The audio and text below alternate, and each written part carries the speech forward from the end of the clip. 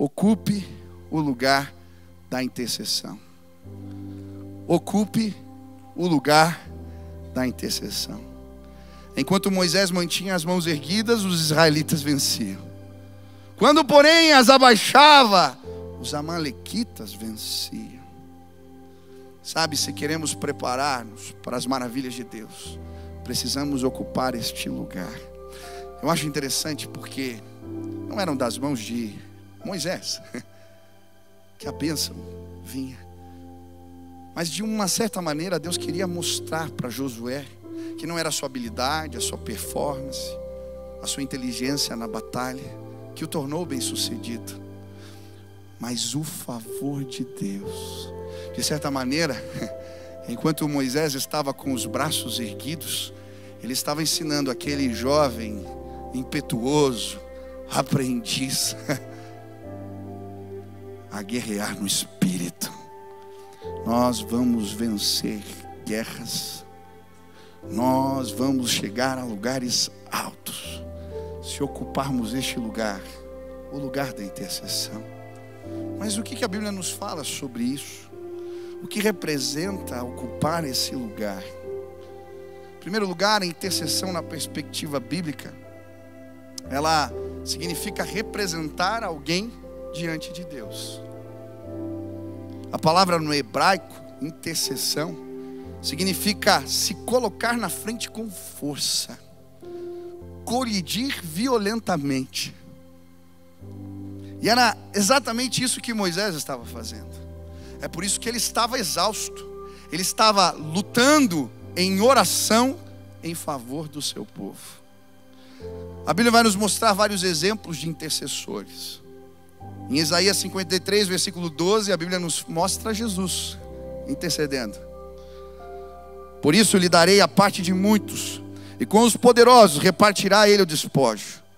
Porquanto derramou sua alma na morte e foi contado com os transgressores. Mas ele levou sobre si o pecado de muitos e intercedeu pelos transgressores. Jesus se coloca diante de nós com força. A ira de Deus vem sobre ele, porque ele intercede por nós. Abraão faz o mesmo em favor da sua família, de Ló, dos seus. Em Gênesis 18, o anjo vem anunciar que uma destruição aconteceria em Sodoma e Gomorra. E ele então começa agora a lutar em oração, em favor dos seus. Deus, se tiver 50. Deus, se tiver 40. Deus, se tiver 30, 20, 10, ele não para. Ele está lutando pela sua família, lutando em oração. A Bíblia também nos apresenta o exemplo do Espírito Santo em Romanos 8, 26. Também o Espírito, semelhantemente, nos assiste em nossas fraquezas, porque não sabemos orar como convém, mas o mesmo Espírito intercede por nós sobremaneira com gemidos inexprimíveis. Ele geme, ele luta, ele sofre por nós, ele se coloca diante de Deus em nosso favor. O Espírito está gemendo agora, ele está clamando para que os filhos de Deus se apresentem nestes dias. Ei, intercessão. Você já lutou por alguém em oração? Talvez você já orou, mas não lutou. Não se colocou violentamente, com força, de forma intencional, em favor de alguém. Quando ocuparmos este lugar, veremos coisas espantosas acontecerem. Eu lembro, eu era um seminarista, um quarto de acampamento, um monte de adolescentes que não queriam ouvir a devocional. Eu lembro que eu saí do quarto frustrado e perguntei: Deus, o que eu posso fazer? Eles não querem ouvir. E Deus me disse: se coloque na posição de intercessão por eles. Tinha mais um crente no quarto. A gente estava num chalé com 14. Quando os meninos foram dormir, nós dobramos os joelhos e começamos a orar. Madrugada dentro, pedindo: Deus, faz algo aqui. Nós lutamos por aqueles meninos na madrugada. Nós fizemos isso a noite toda. No outro dia de novo, no outro dia de novo. E quando era o 4º dia de acampamento, eu lembro, nós estávamos orando aquele dia um pouco mais alto. Estávamos literalmente guerreando em favor daqueles meninos, intercedendo por eles em oração. E de repente, um mover de Deus começa a acontecer no quarto. Um menino de cueca desce a beliche e começa a chorar. Mas ele não chorava, ele gritava. E ele começa a se arrepender dos seus pecados e confessá-los em voz alta.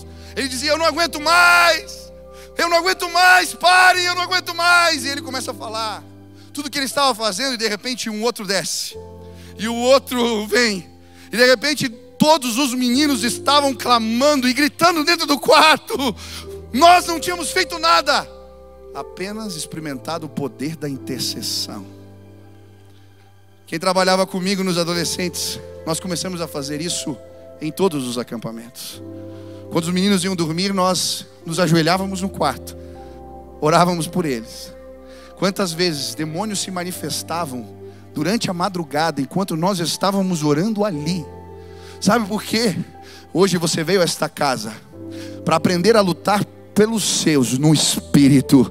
Quando nos colocamos neste lugar, Deus faz coisas incríveis.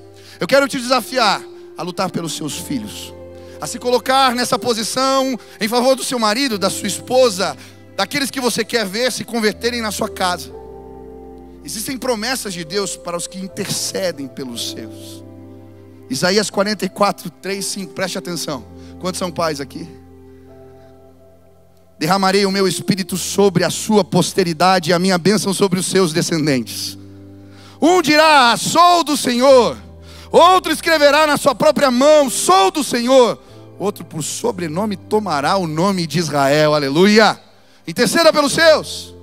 Outra promessa, Isaías 54, 3. A Bíblia diz que eles conquistarão cidades e nações. Isaías 54, 13 diz: eles serão ensinados pelo Senhor, e grande será a paz das suas crianças. Aleluia. Os seus filhos vão ser ensinados pelo próprio Deus. Ele vai se revelar na sua casa. Interceda. Salmo 144, 12. Eles serão como planta viçosos e colunas de palácios. Aleluia. Joel 2, versículo 28 e 29. Eles profetizarão e terão visões. Salmo 112, versículo 1 e 2. Eles serão poderosos na terra. Ei, ocupe esse lugar. Ocupe esse lugar. Talvez você seja filho e seus pais não são convertidos. Eu tenho histórias e mais histórias que eu já ouvi aqui, de filhos que se colocaram nesse lugar em favor dos seus pais, e a família inteira se converteu.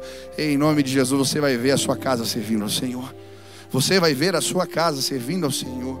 Se coloque no lugar da intercessão. Estou lançando o meu canal no YouTube e queria te convidar para se inscrever. Toda semana, conteúdo novo, mensagem nova, uma oportunidade de você crescer no conhecimento da palavra de Deus. Se inscreve, participe, que Deus abençoe sua vida.